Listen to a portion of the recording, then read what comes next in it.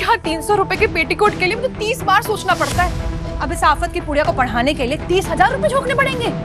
अरे अपने बच्चों को तो जैसे तैसे मर मुरा के पढ़ा रहे हैं हम।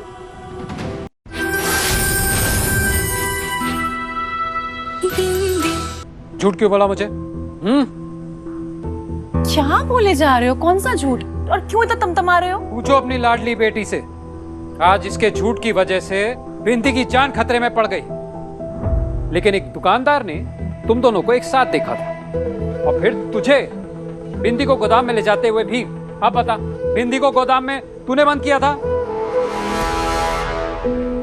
डैडी, मुझे बिंदी। मुझे पता है तुझे बिंदी पसंद नहीं है, लेकिन फिर तू ये सब गलत हरकत करेगी? बोल, बोलती है लगाऊं? भैया की भैया।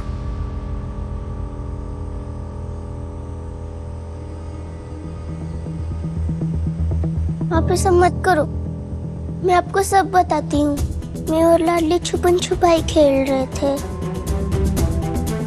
लेकिन मैंने इसको गोदाम में छुपने के लिए कहा था। लाडली तो वहाँ जाना भी नहीं चाहती थी, और मेले में बहुत भीड़ थी, तो हम दोनों बिछड़ गए। और वहाँ बुरे वाले अंकल मुझे पकड़ने के लिए आए, तो मैं रावण के अंदर छुप गई, और उसका दरवाजा कैसे बंद हुआ मुझे पता भी नहीं चला। पर ये जो हुआ उसमें लाडली की कोई गलती नहीं है। तो फिर इसने झूठ क्यों बोला मुझसे? अगर उस वक्त ये सच बोल देती तो तुझे ढूंढने में इतनी मुसीबत ना होती ना। अरे डर गई होगी सौरभ कि डांट पड़ेगी, जो कि ले दे के पड़ी रही है इसको। सुना नहीं तुम्हारी भांजी ने क्या कहा? अपनी मर्जी से गई थी ये। लाडली ने मना ही किया था। खुद मुसीबत करती है और मेरी बच्ची को डांट पड़ती है। तुम ना बस करो, बच्चों जाओ जाके सोचो। जाओ जाओ शुभम।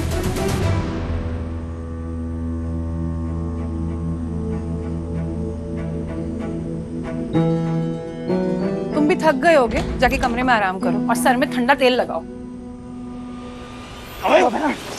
इसे तो अपने पंडित जी अभी बोलकर गए हैं, भूमि पूजन है। जब तक भूमि पूजन संपन्न नहीं हो जा रहा है, आपके यहाँ किसी भी प्रकार की हिंसा नहीं होनी चाहिए। चींटी भी मरी तो फल प्राप्त नहीं होगा। भैया जी, बस भूमि पूजन तक आप सात्विक भोजन और माता रानी का ध्यान कीजिए। अरे विचलित तो हम भी हो रहे हैं, और समझ में नहीं आ रहा है कि खुश हो कि मातम मनाए। क्यों भैया जी, क्या हो गया? माही आ रहा है। अब अपना छोटा माही? अरे ये तो खुशखबरी है भैया जी। हाँ, साथ में बुरी खबर भी तो आ रही है। क्या? वो क्या नाम है, शरद। शरद? वो भी आ रहा है। शरद पल्लवी भाभी का दूर का भाई? हाँ भाई कहेगा, सीसीटीवी कैमरा था, वो पूरा टाइम हम पे नजर गाड़ के रखता था। शंका हो गई थी उसको हम पर, तो उसको ये सब ना थोड़ा टाइम के लिए, शरद आ रहा है थोड़ा कम कर दो, ये सब घर पे गुंडागर्दी नहीं चाहिए। मैं शेख से बात कर लूंगा। आपका चीता सब संभाल लेगा। और इन सबको यहाँ से बाहर भेजो।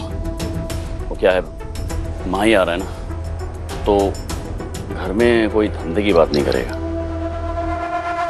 अच्छा भैया जी, तो ये सारी चीजें माही के लिए हो रही है तभी। यार जान है ना हमारी, तो माही तो इस धंधे से भी दूर रखना है। समझ रहे भैया जी? अभी अच्छा कोई स्कूल है आसपास में, माही का एडिशन कराना है। अरे हम गए थे ना उस मेले में, वो स्कूल का ही मेला था। अच्छा था, बहुत ही बढ़िया था। आप कहें तो प्रिंसिपल से बात करके एडमिशन करवा दें। करवा दो यार। जी भैया जी, करवा देंगे। ये यहाँ से बाहर करो, तुम भाग्यशाली हो तुम। चलो जाओ। जी भैया जी, भाग्यशाली है वे, बच गए तुम, समझे? इस बार बार बार नहीं बचोगे। किसी पराई के लिए अपनी सगी बेटी को डांटना अच्छा लगता है क्या? मेरे लिए लाडली और बिंदी एक समान है सुधा, और अब बिंदी की जिम्मेदारी हमारी, ठीक है ना? और उन अपहरण करने वाले गुंडों को तो मैं छोड़ूंगा नहीं, उन्हें जेल भेज कर। लड़की सही सलामत आ गई, इतना काफी नहीं तुम्हारे लिए?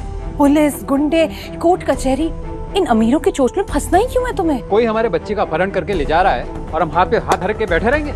आज हमारे बच्चे के साथ ऐसा हुआ है, कल किसी और के बच्चे के साथ ऐसा होगा।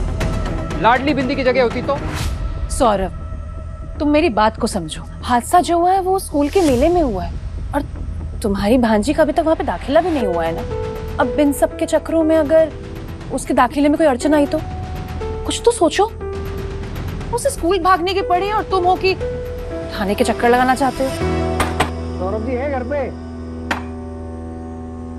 सौरभ जी, सौरभ जी नमस्कार।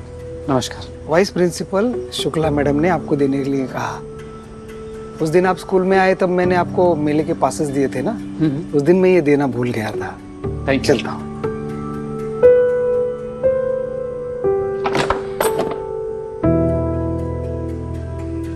क्या आया स्कूल से? स्कूल की फीस का कागज है। बिंदी के एडमिशन के बाद 3 महीने की फीस एक साथ जमा करनी है, तभी बिंदी को क्लास में बैठने देंगे। दिखाओ मुझे। किस्मत फूटी। 3 महीने के 30,000 रुपए। यहाँ 300 रुपए के पेटीकोट के लिए मुझे 30 बार सोचना पड़ता है। अब इस आफत की पुड़िया को पढ़ाने के लिए 30,000 रुपए झोंकने पड़ेंगे। अरे अपने बच्चों को तो जैसे तैसे मर मुरा के पढ़ा रहे हैं हम। तुम्हारी भांजी के स्कूल के फीस का भी बोझ आ गया सर पर। घर के पीछे कुबेर का खजाना गाड़ रखा है तो मुझे भी बता दो।